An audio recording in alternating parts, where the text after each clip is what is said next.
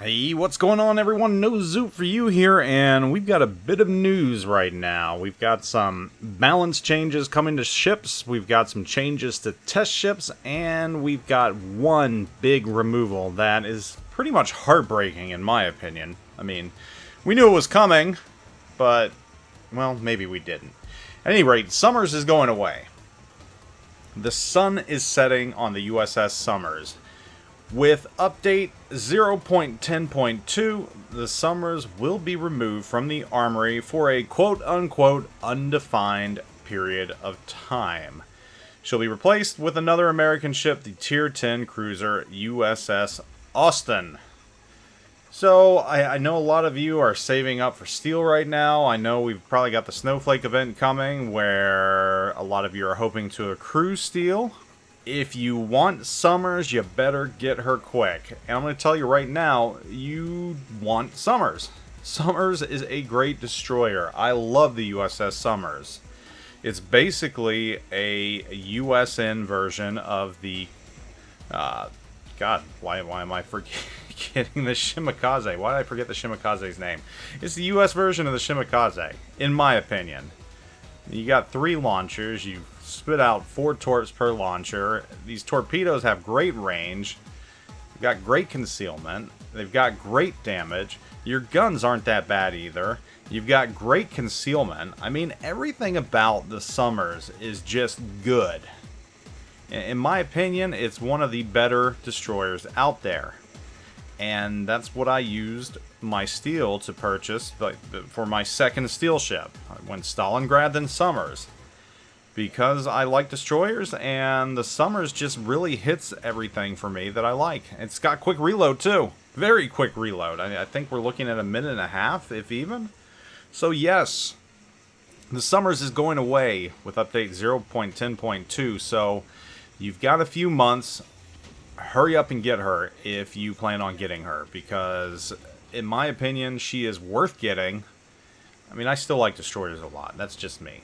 So that's the big news, but we've also got some changes to some of the ships that are already in the game, and a little of these are noteworthy. First and foremost, the Tier 8 Kansas of the USN battleship line has received a slight buff. The Sigma has been increased from 1.6 to 1.7. So that's not extreme, but it does help a little bit.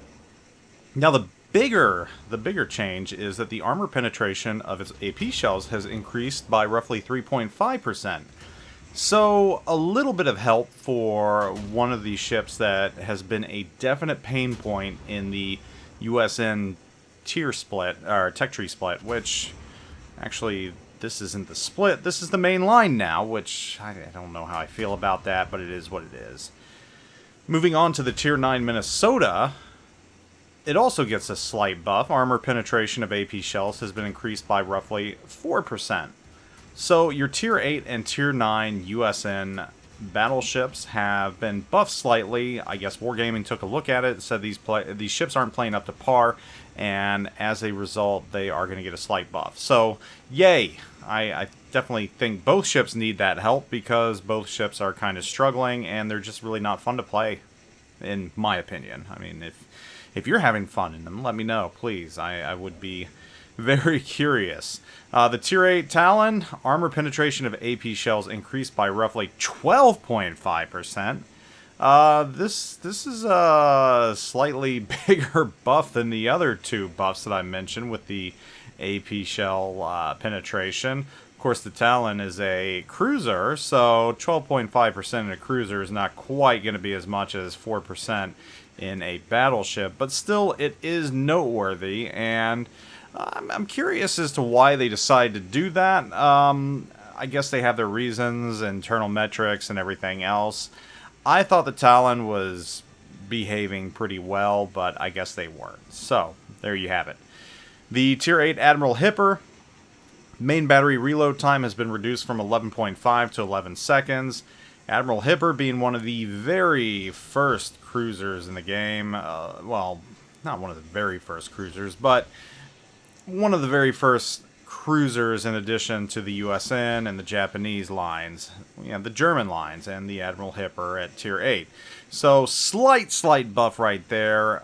I mean, I don't know if that's going to do a ton, but it does help it a little bit, especially when you have other choices like Eugen out there that people seem to really like. And Eugen is a good ship. I mean, it's good. I would choose the Eugen over the Admiral Hipper. So there's that. This next one is a fairly sizable nerf, and one that has been long coming. And, you know, we can talk about this because there's probably deeper meaning to this, but the Tier 4 Hosho, the number of torpedo bombers in a squadron has been lowered from 6 to 5. The size of an attacking torpedo bomber flight has been lowered from 2 to 1. The number of torpedo bombers on deck has been lowered from 9 to 8. Torpedo bomber restoration time has been increased from 59 to 71 seconds. And the maximum torpedo damage has been increased from 5,400 to 5,800, but that is only because you're losing one torpedo bomber flight, since that's going from 2 to 1. Now, that's a sizable nerf, but for those in the know, the Hosho is just kind of unfair. I mean, it is definitely a SEAL clubbing aircraft carrier, especially at Tier 4. And I know a lot of people have been wanting this ship nerfed for a very long time, finally getting it. And there's another Tier 4 aircraft carrier that's getting a nerf. The Langley is as well, and the maximum torpedo damage has been lowered from 4,233 to 3,500. Pretty significant right there. I mean, it's almost cut by a quarter, and the chance to cause a flooding on a torpedo hit has been reduced from 33 to 30%.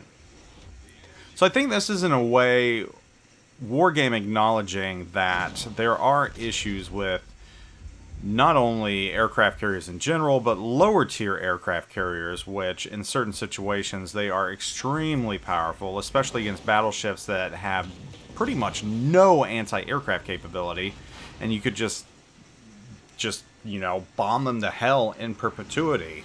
So we know that Wargaming has said that aircraft carriers are not complete, the tweaking's not complete, and here is more of that tweaking right here. So both the Hosho and Langley, two very low tier SEAL clubbers, are finally getting a nerf. Moving on to the Tier 10 Manfred. Increase the area of dive bombers aiming ellipse, so it's not quite as tight anymore. It's a little looser, and I guess that nerfs it a little bit because you've got a wider spread right there. Can't say that I disagree with this. However, I think they're nerfing the wrong thing. I think the AP rockets need a little bit of a nerf, but I guess that's a discussion for another time. The Tier 8 Implacable maximum bomb damage has been increased from 5,300 to 5,600, so a little bit of a buff right there, and chance of fire increased from 30 to 32%. I think we can all agree that the Tier 8 Implacable definitely needs a little bit of help, so these changes, although minor, are quite welcome. Moving on to the Tier 10 Audacious. Number of rockets on standard attack craft have been reduced from 12 to 10. So that's going to help destroyers out a little bit, and they're not going to have that shotgun blast to their face. Number of rockets on researchable aircraft reduced from 14 to 12. So there's another nerf right there, and maximum bomb damage has been increased from 6,000 to 6,400. Little confused with that, and the chance of bomb causing fire on target increased from 35 to 36%, because I thought out of all the attributes the Audacious had, the HE bombs on it were probably its best attribute. So I'm a little confused as to why they feel that needs a buff, both in the chance of causing fire, though it is minor, and the amount of damage caused. I don't really get that one. I'm kind of scratching my head, and I'd love for Wargaming to reach out, or for me to ask them and find out the reasoning for this. I mean, they have their reasons, I guess, internal metrics and everything else, so I can't come out and just say it's a bad idea. The other two are involving the Fenyang and the Dante Alighieri and the Conte di Cavour, but I'm not going to go into those because those are test ships and no one is seeing them right now, and it's best not to know what could have been with them or what won't be. So we're going to pass on that. This is your news update. buffs and nerfs, but the biggest news, get your Somers before it goes away. Take it easy. I'll catch you all later. Zoop out.